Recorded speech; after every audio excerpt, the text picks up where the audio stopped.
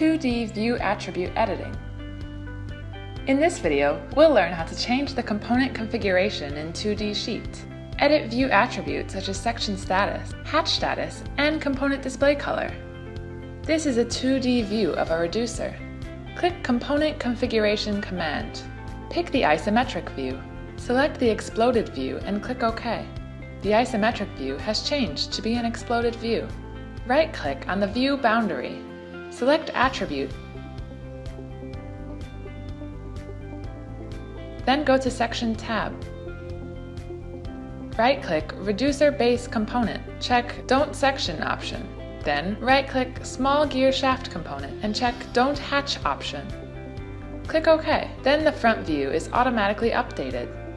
Check the component display state. In Sheet Manager, the reducer base component displayed in strike-through and the small gear shaft component is displayed in italics.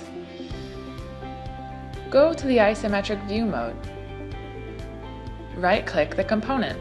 Click Hide Component option. Then the component will not be displayed in this view. Similarly, right-click a hidden component. We can show it again. In 2D View, component display color can be redefined. Right-click on a component, select Attribute. According to demand, customize the line attribute. Click OK to get the updated view.